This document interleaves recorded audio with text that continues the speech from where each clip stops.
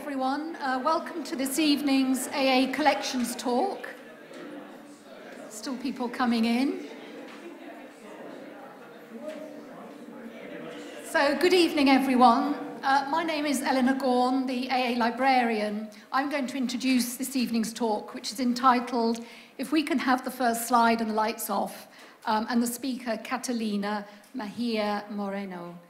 This is the last talk of the AA Collection series this year. They've been organised with the help of the membership department, and we've invited scholars and historians to discuss their research and their use of the collections, and there's an opportunity to view original material from the collections too. This talk presents a selection of never-before-seen slides from the private collections of Reyner Banham and Robin Evans, which are now held in the AA Photo Library. The talk will reflect on the particularities of this architectural medium and expose the tension between the double nature of the slide as public, performed for the collective audience, and private, as used for personal means of documentation. This talk is part of the Mellon Multidisciplinary research project, Architecture in as Photography, at the CCA in Montreal. I'm delighted to introduce our speaker, Catalina, who is Senior Lecturer in Architectural Humanities at the University of Brighton and a PhD candidate in Architectural Theory and Criticism at Newcastle University and Mellon Researcher at the CCA in Montreal. So following this evening's talk, there'll be an opportunity for questions, and then you're invited to the opening of an exhibition called Reyner Banham America, curated by Byron Blakely. That will be held in the Photo Library Corridor Gallery, which is next door in number 37, Bedford Square. And there'll be drinks and snacks as well. The exhibition gives an insight into Reyner Banham's America, where he moved in 1976 to join the University of New York in Buffalo. Industrial landscapes, car lots, ordinary houses, a view of the road. These are some of the photographs from just a selection of his hundreds of 35mm colour slides housed at the AA Photo Library that reveal his distinct photographic body of work. So I want to hand over to Catalina. Thank you.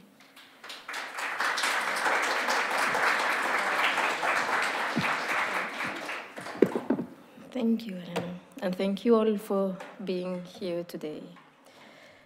So the title of this talk is If We Can Have the First Slide and the Lights Off. Working on these two rather well-known British architectural historians is quite a challenge. I still don't know how many 35mm slides comprise the archival folders of Evans and Banham's slide collection, posthumously donated by the wives Mary, who is here with us today, thank you Mary, and Janet to the AA Slide Library. Robin Evans' slide collection might have approximately 7,400 slides, and Reyner Banham's 6,400. 40% of Evans' 7,400 slides were shot by Evans on trips at visits to modern buildings. The remaining 60% were either purchased or photographed from different publications. In contrast, 95% of Banham's 6,400 slides are his own snapshots of trips and visits. In both cases, this was surprising to me. Evans, at first sight, does not appear to be a historian to whom photography was an indispensable tool. And Banham, we predominantly know as a prolific writer. The way that Barbara Penner describes her encounter with Banham's written work in her article, The Man Who Wrote Too Well, when she sat hours and hours at the Senate Library just going through his published work in New Society, replicates my experience when encountering his papers at the Getty Research Institute in LA. It didn't take long before I found myself lost in texts, notes, articles, and cutoffs, but not in photographs or any other kind of pictorial documentation. However, the experience was not so different when encountering Evans and Banham's slide collections at the AA Photo Library, due to the amount of the available material on the one hand, but also to its nature. Hours sitting going through slides on a lightbox is quite a special but also exhausting experience. Today, these two collections sit next to each other on a shelf at the Small and Quiet Architectural Association Photo Library, once known as the Slide Library, and from where both Banham and Evans borrow slides, in the same way as books, during their teaching years at the Bartlett and AA accordingly. Robin Evans folders are numbered. Boxes 1 to 19 contain a variety of images taken for the purpose of lectures. Boxes 20 to 21 contain the graphic material collected as illustrations for his two books, The Projective Cast and Translations from Drawing to Building. Reyner Banham folders were put together and catalogued by his wife Mary and his son Ben and an assistant before arriving to the photo library. And as you can see a bit here, the titles are US Industrial, Elevators, Buffalo Area, High-Tech and Mega Structures, US Deserts, California, California and Santa Cruz, South California, Tennessee Valley Authority, Art Galleries, Frank Lloyd Wright and Philip Johnson. Two boxes that contain Banham's additional material so far on catalog sit at the far right end of the shelf by the window that faces Bedford Square. In this talk, I will take you through moments of my journey with these two slide collections. More precisely, two particular photographic obsessions. The 1929 German pavilion by Mies van der Rohe and Lili Reich, reconstructed in Barcelona in 1986, and the Buffalo and other concrete elevators, one Evans, the other Banham's. What I'm presenting today is a work in progress that reconsiders the importance of the slideshow and the slide as a medium for the history, theory, and practice of architecture. It approaches excuse me, the 30mm color slide as a photograph, thus as a material object, and not only as photography, to argue that there need to be a break, conceptually, in the dominance of the image as content and look at the materiality of the photograph that influenced that content.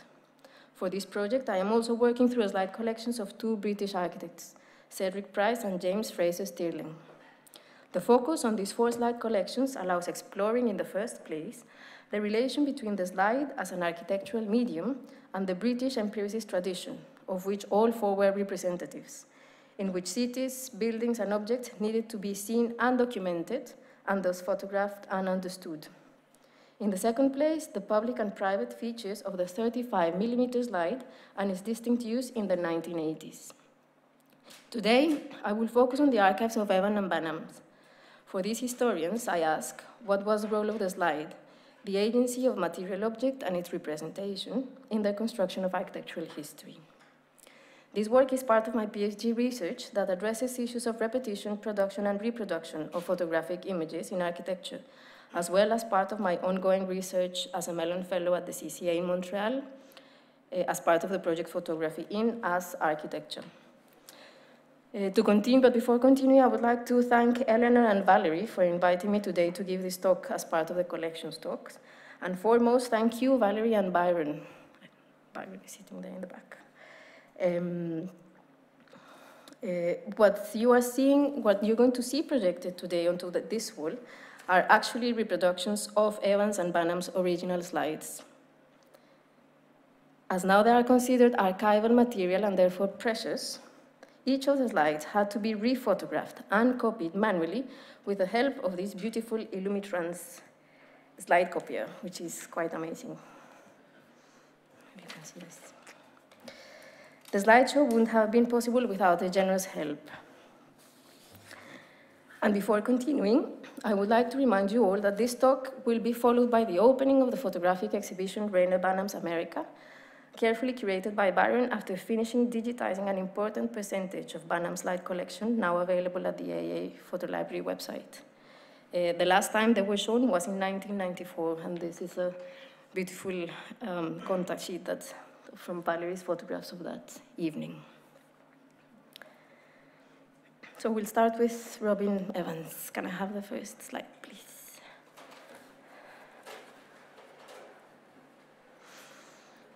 These are some examples of the slides that you can find in Robin Evans' slide collection. So this is Stephen Harrison, The Arches of Triumph from 1603. Next one, please. Inigo Jones, The Queen's House in Greenwich from 1635, photographed by Evans. This is one page unnumbered, was very difficult to find. From J.A. Bennett's The Mathematical Science of Christopher Wren from 1982. This is a photograph from Evans as well, from Mies New National Gallery in Berlin. Next one, please. And this is Hans Scharoun's Stadtbibliothek in Berlin from 1967. Yeah, as you can see, all photographs were taken by him from either reproductions or site visits. These that are coming are some images that Janet Evans very generously lent to me so that you could have a complete overview of her husband's slide collection and his use of the 35mm slide. So next one, Valerie, please. And this one is labeled Interesting Elephants. Next one, please. This is Nairobi, and he labeled it View from Balcony. Next one. This has no label on it, but this is Robin Evans snorkeling. And this is Janet Evans in Kenya. And this is called Great Asian House in Nairobi. I selected these images because I think this is a particular moment in which Evans lived in Kenya for 1 year, which is still unexplored, and the amount of images that he has is that he took pretty amazing, and they're all very beautiful photographs. So these are examples of it. But now back to the folders housed at the photo library. So an overwhelming collection of Renaissance images appear in Robin Evans folder number 1. Next one, please. This is an example of one. Fray Luca Pacioli's La Divina Proporzione from 1509. These slides in these folders remain organized as linear narratives put together for lectures. All the slides from the collection have meticulous annotations by Evans that describe the architect or artist, the work state, and location. So here are some examples. It is fascinating to imagine where a lecture starts, where it ends, and what themes or arguments Evans developed accordingly when going through the many, many slide sheets. Foremost, it's intriguing to think how Evans' argument was performed when sequentially narrated and projected with a single projector, as he usually did. This is some screenshots from his lecture, from his 1987 lecture, Abstraction in Painting, Architecture, and Mathematics. Within all folders, the reconstructed German pavilion by Mies van der Rohe and Lily Reich in Barcelona is the building that appears the most. Though in different folders, it surfaces inserted in between abstract paintings, neoclassical structures, romantic boudoirs, and contemporary architectural drawings. Though he was not the only one in the enterprise of understanding architecture through typological context in the 1970s, his purpose, according to Andrew Higgott, photo librarian of the AA at the time and also here today, was to present it to people in a visual way that was useful for them.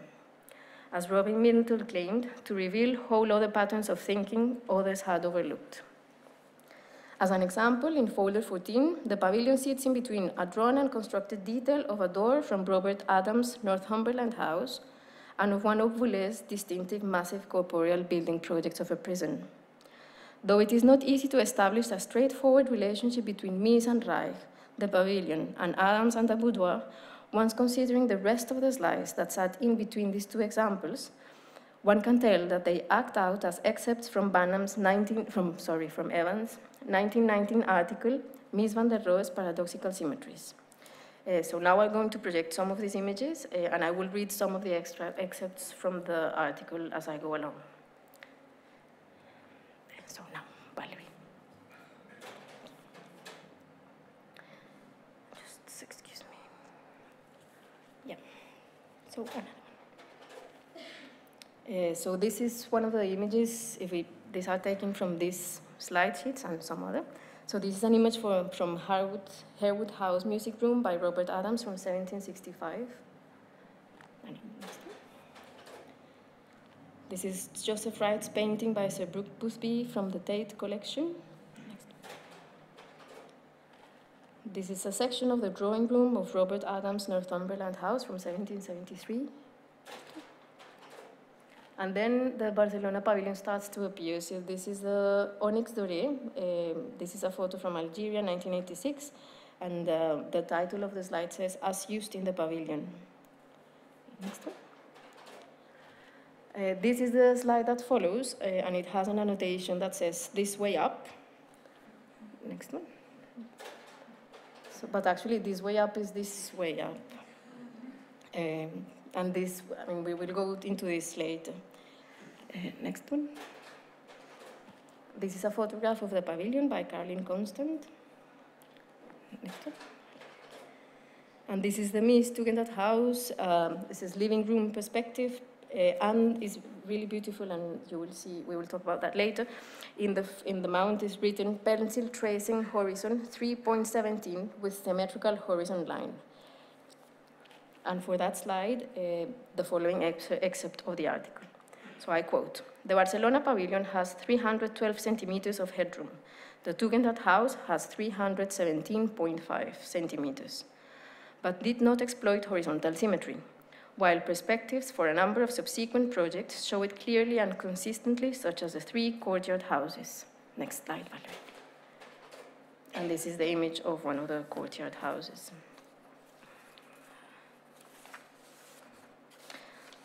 To raise awareness of the structural appearance versus the structural reality of the pavilion, and therefore to its apparent rationality, Evans writes. And next slide, please. "Now turn to the only surviving perspective from Mies' hand. In the foreground of the perspective, 2 vertical lines that indicate a column are drawn so close together that they look more like a stretch cord than a compressed column. Wherein lies a clue." Next slide. He then continues, using Mies' lecture drive apartments to question the logic of the appearance where things are made to be looked at, as in the case of the pavilion. And he writes, I quote, "Look at the lecture drive apartments from 1941 to 51. Every effort was made to deny that structure has anything to do with weight. The towers do not stand there, they hang. They make you believe against reason that they do not partake of that most pervasive and relentless of all natural forces. So the result is exhilarating levitation of an object, but a gently dreamy disorientation of the observer." Following this argument, Evans brings his previous work on prisms and the reflective characteristic into the understanding of the pavilion. And he apparently did this also more than once, as they appear in different lectures. These 2 images give account of that. The first one, so this is the Cry of the Oppressed from 1691, and this is the Guildhall. And next one. And this is Mies' German work exposition in Berlin from 1934. For this particular slide, he wrote, "Mirrors can destroy coherence, but they can also reveal it. There were numerous demonstrations of this capability in the 17th century. And then he continues. For instance, the combined anamorphosis, which is this image is entitled Iconic Anamorphosis, 1776, from the painting Sleeping Venus and Cupid by Nicolas Poussin. So I return to his quote, I quote, "The combined anamorphosis, which is the projection of distorted and illegible images, with catropics, the study of mirrors. Jan Dubrel's spasmatic mirror reflected only certain parts of the image on which it stood. The mirror finds what is hidden." Next image. Then these 2 photographs of the pavilion again. And then he writes, "Reflected images in the Barcelona pavilion work in a similar fashion. They restore a secret that has been erased from the tangible form of the building. It must be admitted that the usual effects of reflection are disruptive and confusing. However, when a construction reflects itself more than it reflects its surroundings, and where, moreover, these reflections are always into plane surfaces, parallel or perpendicular to one another, the result is quite different. In such circumstances, an asymmetrical arrangement becomes virtually symmetric. Through an analysis of the pavilion structure, as in the Lakeshore Drive apartments, the analysis of structural composition of the pavilion as the case of the perspective, and symmetrical reflections as the now slide that's on the wall, most of these transparencies point out to an overlooked characteristic of the pavilion considered essential for Evans, its horizontal symmetry, an overlooked characteristic that he points out in his 1919 article. However, in the same lecture, thus from here onwards, Evans seems to return to the reading of the pavilion through abstraction, where from him the pavilion materials reflect the ambiguity between space and surface. And these are the images that he used to illustrate this.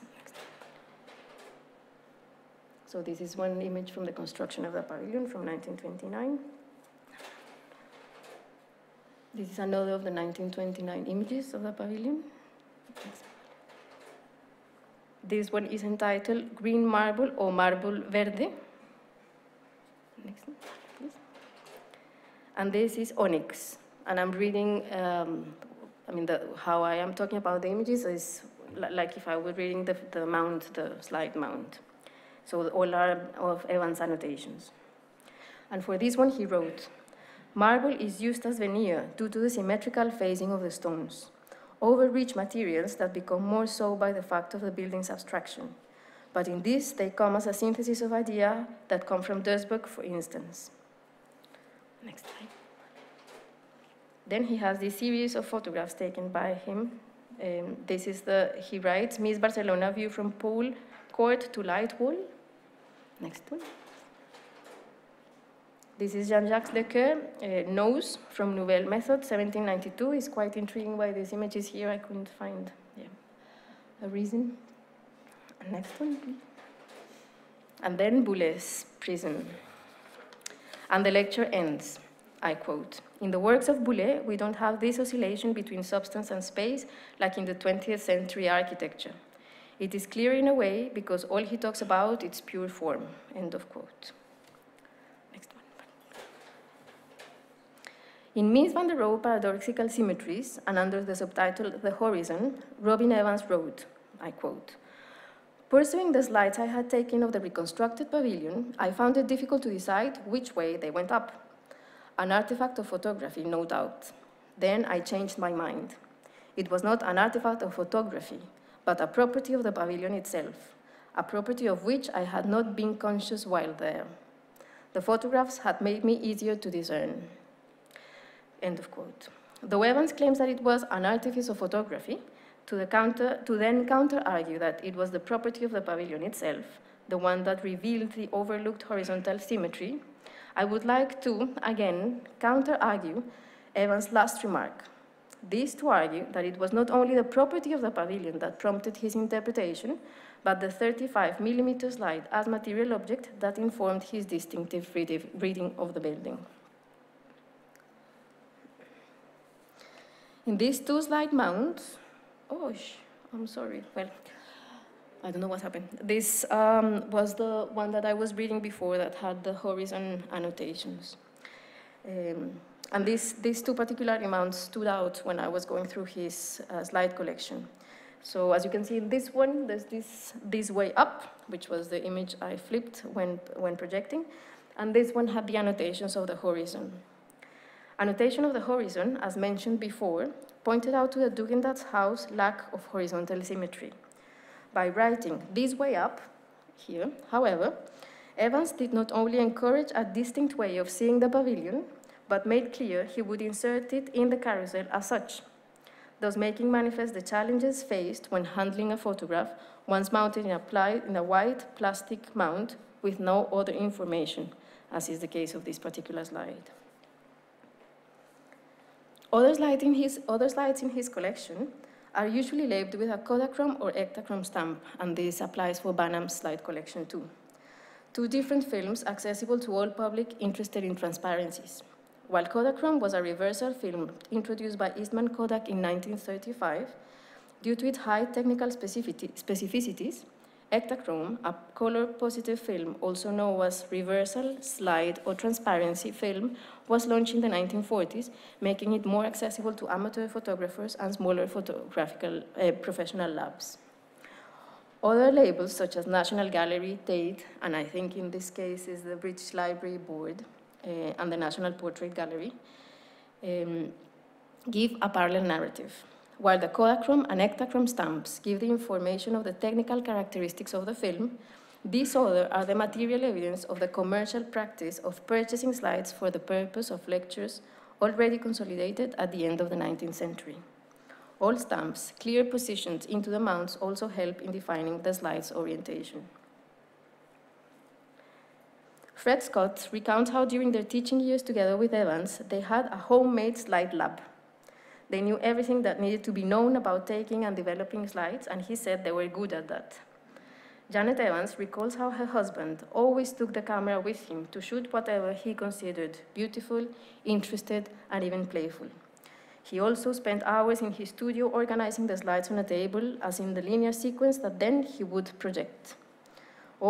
He also mounted the slides, the ones that he had recently shot, and inserting them into the carousel that he would further use in his lectures.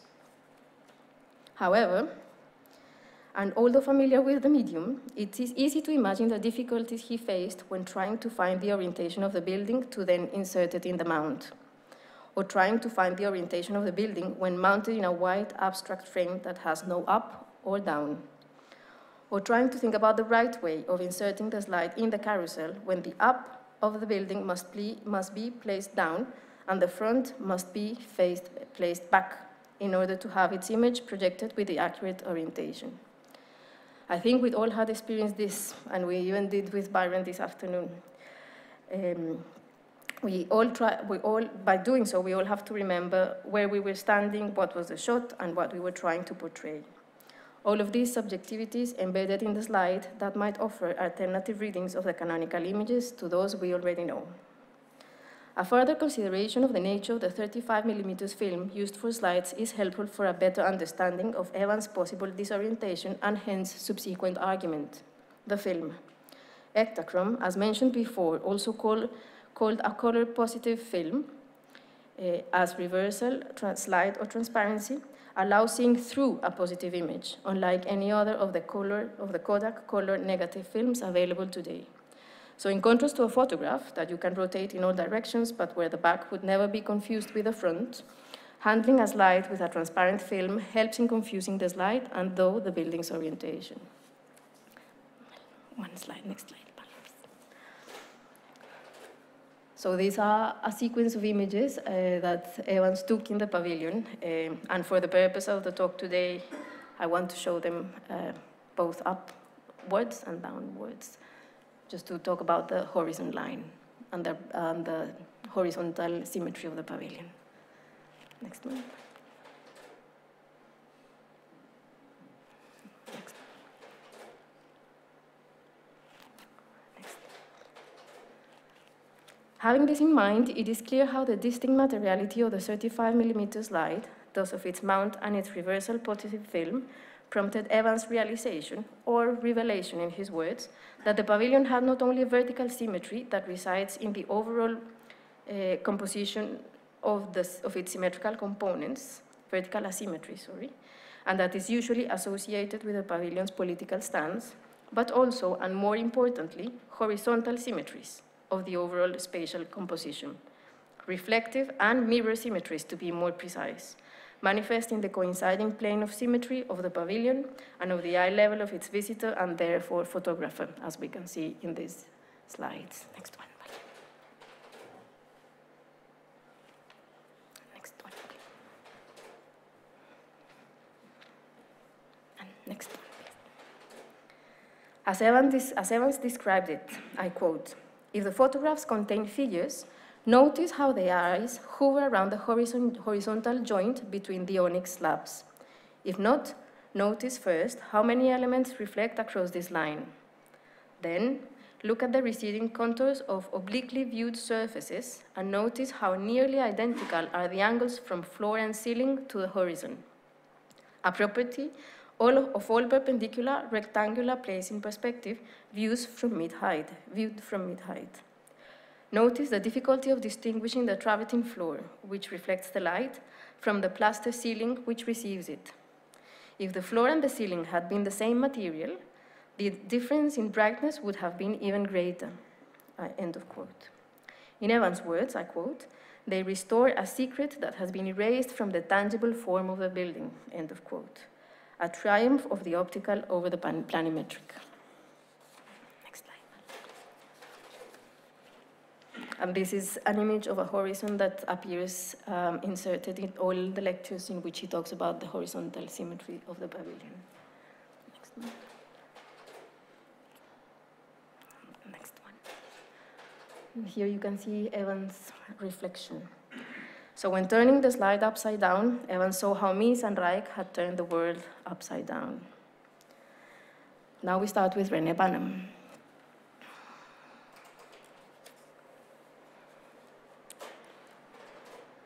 And this one. Thank you. In parallel to Evans' fixation with the pavilion, Banham's photographic obsession was the industrial building and, of course, the desert. This is a photograph from the ruins of Ocatillo Camp by Frank Lloyd Wright. Next one. This is a view from the window, or as he called it, parallax view from the desert on catalogued image. And this photograph, which I really like, is a photograph from the Great Northern Elevator with car. Industrial buildings appear not only in the folders labeled US Industrial, Elevators, and Buffalo area, but also in many of the remaining others. Most of these transparencies were taken after he moved to the US in 1976. They act as a proof of Banham's diversion from video and other experimental photographic media, which he used and explored together with Archigram and the Independent Group in the early 70s, to concentrating solely on the 35mm color slide. His isolation in the US triggered this emotional move from the collective and public to the individual and private. And that was something we discussed, we had the chance to discuss with Ben and Mary once. Banham's own delight was to photograph what he came across, either a building, an everyday scene on a random street, or even a bicycle wheel left after the bicycle had been stolen. Here are some examples. This is the Six Spa in Baker in the Mojave Desert.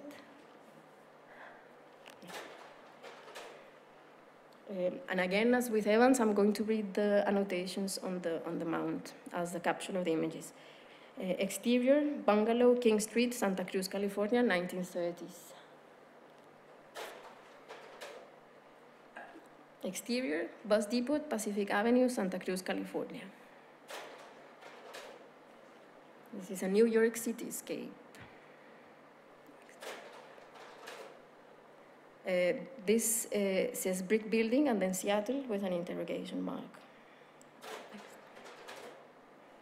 This is wood frame construction uncatalogued. Prefabricated house in Houston post-Second World War uncatalogued. New Mexico Church, Whitman. This is Tim on Silurian Lake, 1980. This has no title. Next one. This one is Rome Trip. Next one. Next one, please. This is a detail, shingles from the architect Walter G. Burns' house in King Street, Santa Cruz, California, 1990. Detail. This is the Alexandra Road estate from 1972 to 78. Maison de Verre. And this has no annotation.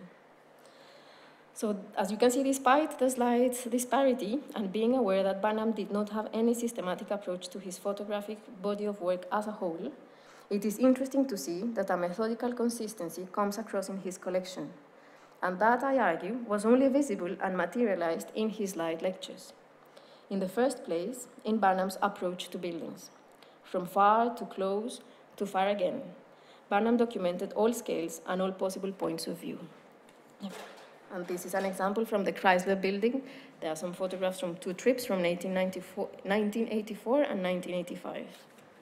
Next one. Next one. Next one.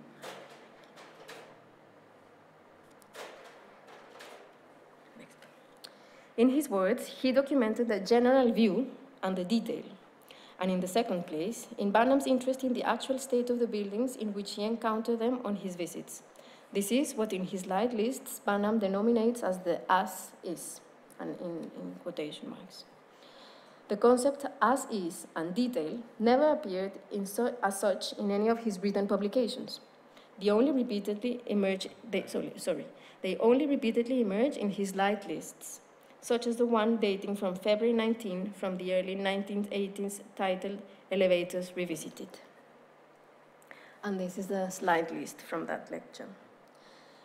And I want to show now how the as is made manifest. But before that, I'm going to point out, you see this is the whole, like the script of the lecture. And I'm going to talk about these 2 moments of the lecture. The one when he compares some historical reproductions, or let's say modern reproductions of the elevators, and then when he uses that comparison to talk about the as is.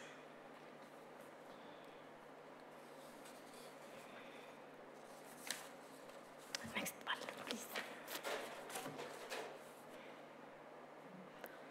That one.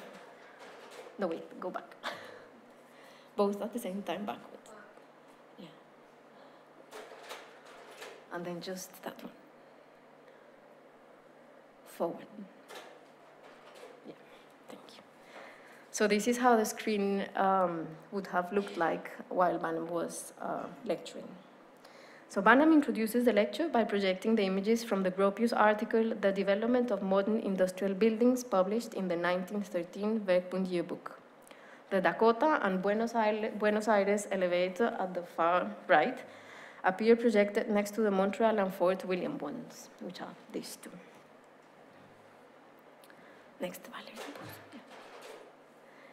And then a photograph from the PV elevator taken by Eric Mendelsohn in his 1926 trip to Buffalo, at the far right, appears next to one taken by him in 1982. After a series of projections of the elevators in Buffalo, these projections Then these 2 images are followed by Mendelssohn's photograph of the Kellogg elevator next to the as-is version of it taken by Banham. So basically he was doing the same. Next. Next, 2 images of the Kellogg elevator from the 90s are followed by 2 of Banham's photographs of the Kellogg elevator as-is in 1983. So this is how he started the second bit of the lecture. He published, he uses the photographs, these 2 historical photographs together. Next one. Then another one. So this is from 1906 and this is from 1919. And these are taken from engineering magazines. And then these 2 photographs of the Kellogg as-is taken by Banham in his many visits to the buildings. So in this sequence, one example of many other sequences, the original and actual states of the elevators are projected next to each other and after each other, revealing a manifestation of Banham's visual method of comparative history in his use of the double projection of 35mm slides. This manifestation diverges from Gropius' 1911 Monumental Art and the Industrial Building lecture, where, aided by a single lantern slide projector and of black and white lantern slides, he introduced the silos into the discourse of modern architecture as art objects due to the corporeal presence, an argument solely derived from the purchased or traded lantern slides and not from his first-hand experience or own photographic shots, as in the case of Banham. These are 2 photographs of the concrete central elevator in Buffalo. So again, this one was taken from an engineering journal, and it's from beginning of the century. And this photograph is one of the many shots that Banham did of the concrete central elevator in his many visits. So if we see this comparison of comparing, let's say, the modern reproductions next to each other, or then to have the modern reproductions and afterwards his own images, it's very characteristic of his lectures in the pavilions. And if anyone familiar with his work on the elevators, or on his book, A Concrete Atlantis, US Industrial Building and European Modern Architecture, these comparative projections act as a critical response to Gropius and all the other modern fathers' understanding of the silos as material and sculptural objects of form through photographic reproductions. Through accounts of his first-time experience, rather than through purchased reproductions of unseen buildings, Banham returns attention to the industrial nature and embedded mechanized processes of the elevators. This comparative method, aided by double projection, was an already established art historian lecturing practice that migrated into architecture in the beginning of the 20th century. Though highly critical of the architectural historians' normal procedures, as he called them, of making stylistic comparisons with the standard format of identically dimensioned color transparencies, and this he argued in his inaugural lecture as professor of architectural history and theory at Le Bartlett, Banham finds himself using this method to make temporal, and though not stylistic, sometimes formal comparison. In doing so, Banham also reproduces a characteristic early modern method in which photographs played a determinant role. And here we can see him lecturing with two slides, two projections side to side.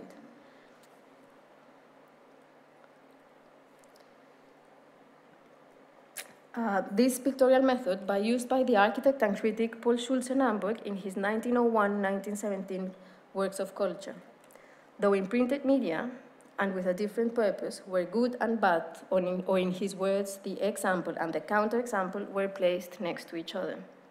Or by Hendrik Petrus Berlag in his 1908 work, where he compared Renaissance buildings with modern buildings to demonstrate the aesthetic inferiority of the latter. By aiming to create new visual judgments of familiar objects, these juxtapositions aim to discredit modernity, but by placing it next to the superiority of the historical.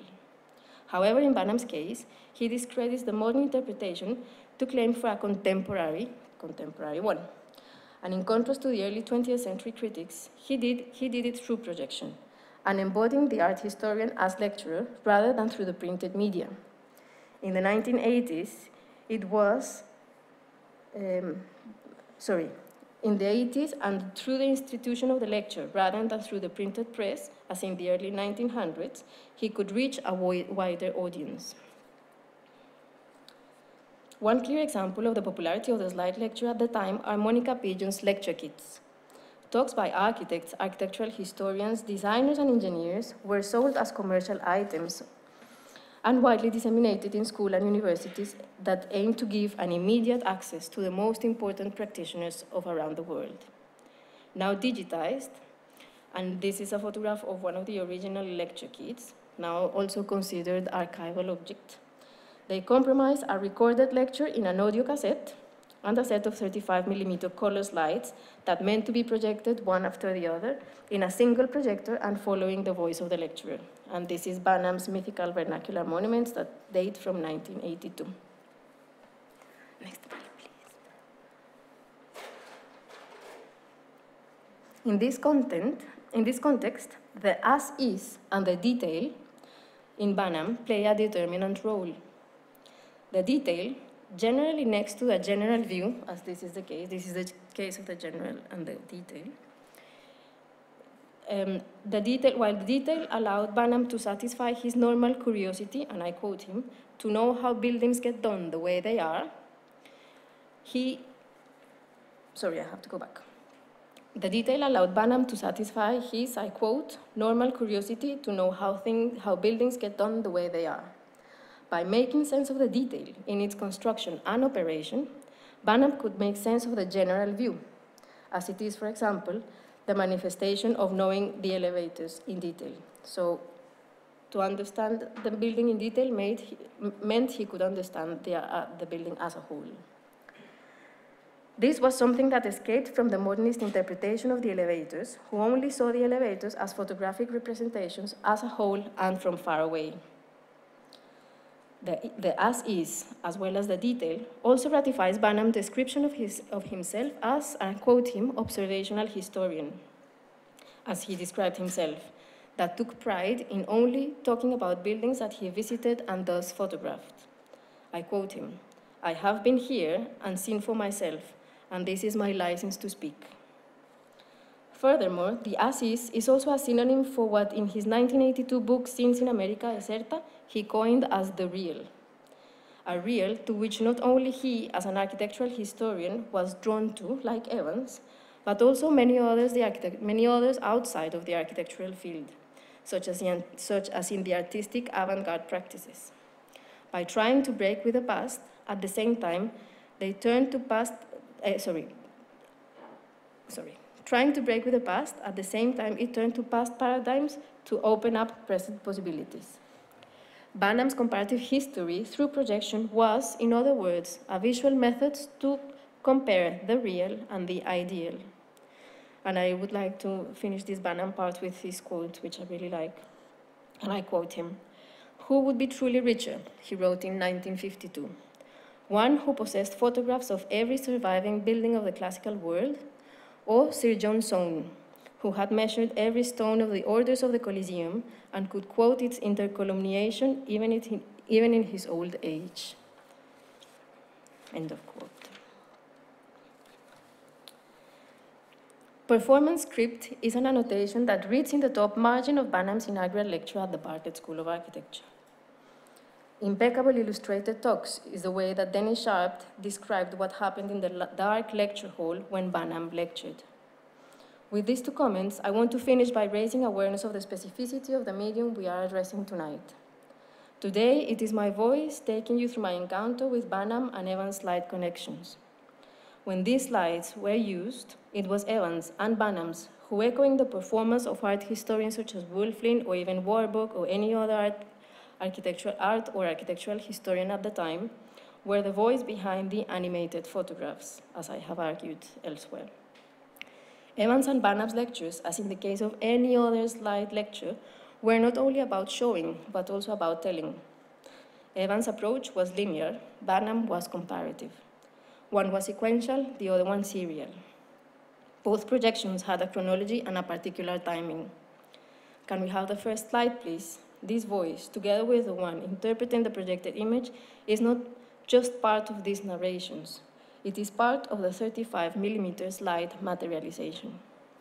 During Evans and Banham's lectures, works of architecture were not only projected photographic representations, but also verbal images that, thanks to the projections of the lecturer's voice within the lecture hall, would tend to be better preserved in memory than mute, real works of art, as art historian Herman Grimm argued. Tonight, I have not talked about the specificity of the content of the thousands of images held in both collections. I would also like to do this soon. There is so much richness in them, and I'm sure it would be fascinating to do so. Today, I have talked about the material, the slide mount, the slide film, about interpretation, about projection, about the agency of the 35mm slide and its distinct use by these two fascinating architectural historians. Today, I've shared with you my encounter with them. Though tangentially about Evans and Banham's personas, both as photographers as well as lecturers, my purpose was to address a medium today considered as vintage, and that together with its predecessors, the lantern slides, occupy most of the drawers and shelves of the photo library. So you see, you have a very special institution within an institution just next door. An architectural medium that not only shaped the lecturers who used them, but moreover shaped an era, a way of seeing, documenting, and interpreting. The 35mm slide was a domestic medium, cheap, accessible, and popular, that allowed copy reproductions as in the early 20th century, but that furthermore constructed critics and their critiques, the ones that by taking their own images proposed particular ways of seeing and thus a disruption of the canonical ones as we have seen today.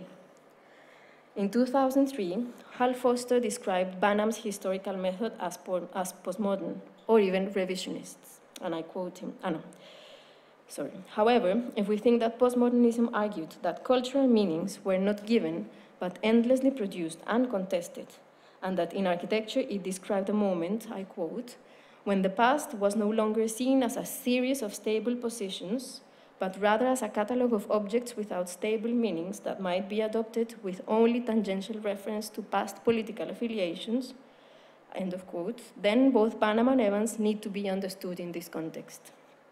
Moreover, it was precisely the use of the 35mm slide that allowed the disruption of the constructed modern meanings of the pavilion and of the elevators. Banham through his projected comparative history, and Evans through the handling of the slide. The first referring to a method, and the second to the slide as material object. Both achieved to disrupt the modern image by means of a new image, what Boris Groys called the image of the critique of the image. Thank you.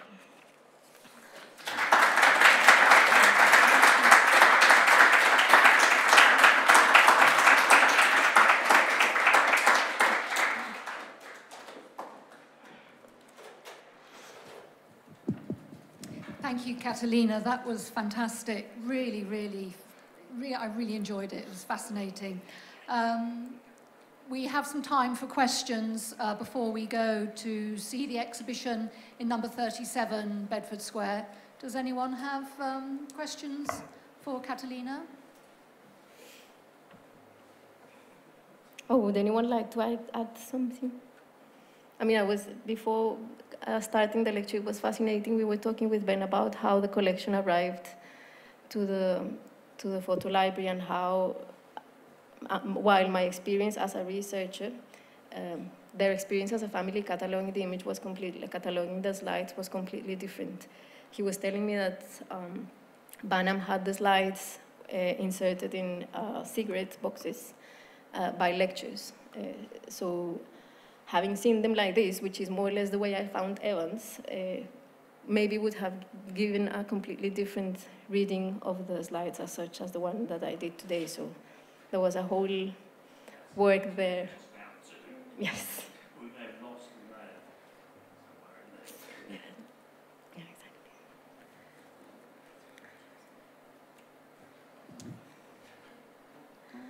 Catalina, I was interested in your introduction. You mentioned also Cedric Price and James Sterling, and I think you said you were going to investigate their slide collections as well. And I just wondered if they use slides in different ways to Robin Evans and Reyner Banham.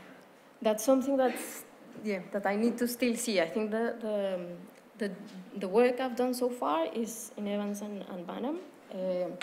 Now, tomorrow, actually, we are flying to CCA, and Ruhigut is coming too.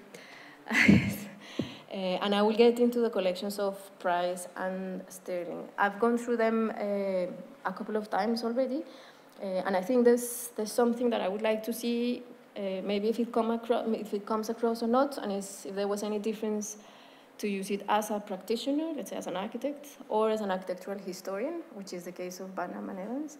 And if there's something particular in the way of using the slide. I think both Evan and Banham's have the particularities, and I'm sure I would find something like that in Price and Sterling. I mean, in Price, very roughly speaking, I have been very interested about the way he used slides randomly, so to say. So he basically, Andrew Higgott was just telling me how he sometimes arrived to the AA photo library and just asked for slides, and someone had to organize them for him. And he basically talked freely with the slides. So there was this randomness that is quite intriguing, and also because it's part of his work. And in case of Sterling, there's something that has been intriguing from the first time that I saw his archive, is that he is a very rigorous, very careful, he very rigorously and very carefully documented all his works. So there are photographs from since the moment of the first sketch, and then the drawing, and then the detail. And inserted in these projects, there are photographs of sheds, like wooden sheds, or vernacular architecture, or let's say like sheds, basically. So I'm quite intrigued by this. I mean, I don't know if, but he makes reference to the sheds once in a while in his lectures as well. So I found some notes of that in some of the few lecture manuscripts at the CCA as well. So let's see, I think this moment in particular is a very special moment in which the slide was the medium, not only for architectural historians, but also for practitioners. And I'm trying to see what was happening, I mean, to read it horizontally, like architectural historians, practitioners in this particular moment in time in Britain. Yeah, let's see what comes out of it. I still don't know. Thank you. Does anyone have any other questions? If not, we can ask Catalina informally questions. I'm sure she doesn't mind when we go over next door to see the exhibition. So do come and join us and have a look at the Reyner Banham show, which is number 37, Bedford Square. Thank you. Thank you. And thanks, Catalina.